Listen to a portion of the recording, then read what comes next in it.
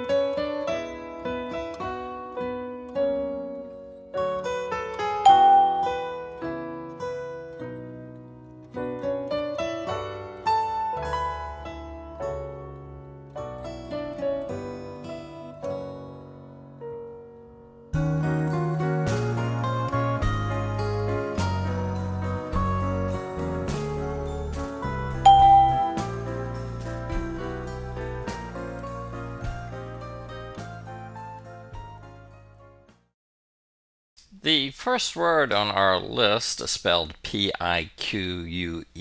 It's a strange spelling. You can see from that Q-U-E it's probably a French origin. The French did that to a lot of the words in English. It's pronounced peek, as in peekaboo, I see you. But you hear it mispronounced quite a bit. I've mispronounced it myself quite a bit. It has several meanings. I think the meanings of peek is quite broad. It can mean a sharp irritation or resentment, especially when you wound somebody's pride. He was greatly piqued when they refused him the job. It can also mean just to excite out of interest or curiosity. The cat's curiosity was piqued by the mouse, and so the mouse killed the cat. And the third one, the next definition, you just sometimes when you arouse the emotion or interest of others to provoke you into action, to pique somebody's interest. That's the way I would use it, that third way, but if you look at most dictionaries, that's not the primary definition, so you should keep all of those definitions in mind. It comes from obviously the French word. You can tell that with that Q-U-E again. And originally it just meant to pick at something or sting or irritate. And you can see if you did that you might arouse an emotion. So that's how we get that. If somebody sticks me with a pin or irritates me, it's certainly going to pique my interest. It should be paired up with the ninth one down, to provoke or cause indignation. The word pique is a fairly interesting word. You see it a lot on tests. Don't know why, but I've seen it on the SATs, the GREs, quite a few standardized tests. The second word down is odious. Odious means highly offensive, repugnant, disgusting, and it comes directly from the Latin odious, which meant hateful, from the Latin word odium, which meant hatred. And of course, in case you're wondering, odium is still used in English as the word odium. Means to hate. So if something is odious, it's very offensive, disgusting. If you have odium, you have hatred, so that all matches up. It should, of course, be paired up with the seventh definition down on the list, meriting strong displeasure.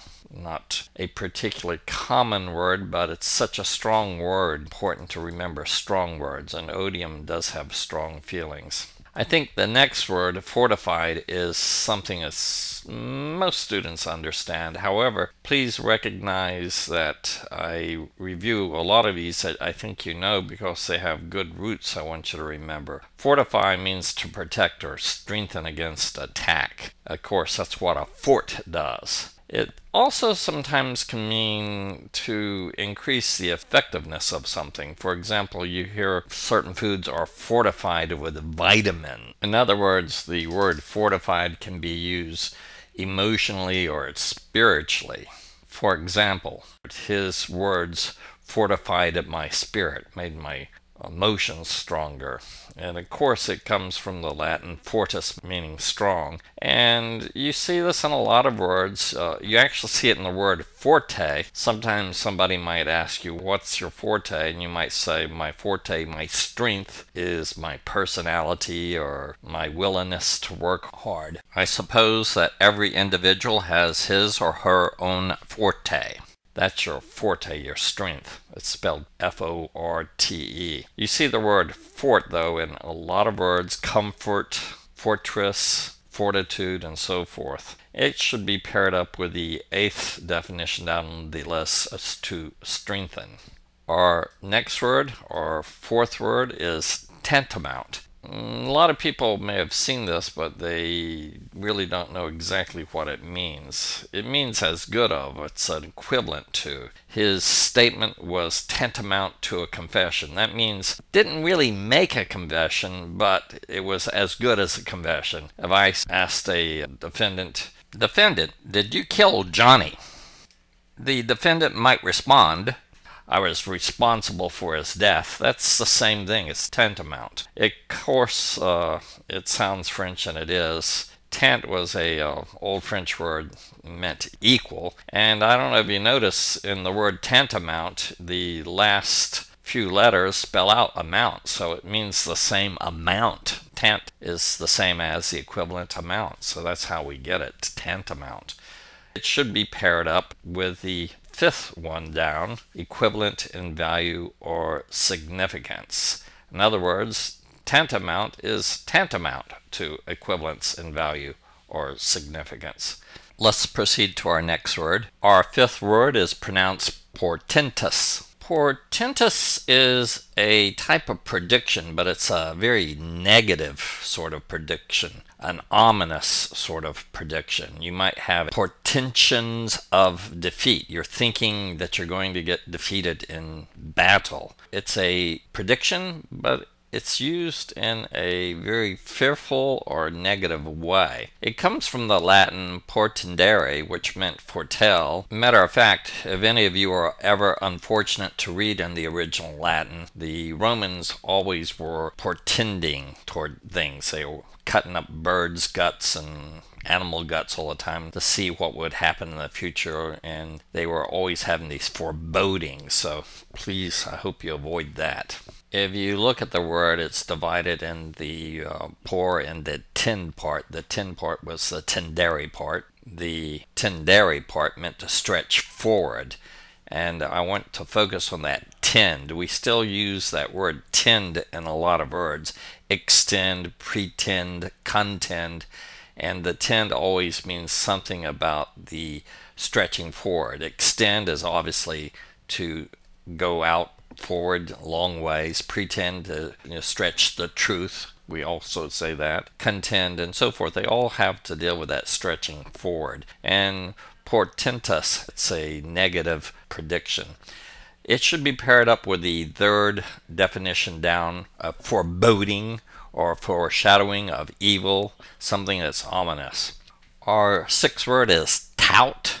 Tout means to describe or to advertise, usually in a boastful or exaggerated manner. It also can have a more general meaning of just merely soliciting for business, employment, or votes, but we generally use it in the boastful sense. It's not a real interesting word. It's from the Old English Germanic roots to stick out or peep or peer. It's not a really interesting word, but you need to know tout. It should be paired up with the fourth definition down, to describe or advertise boastfully. Our seventh word, Lithe, is pronounced lived. It's not lith, it's lived.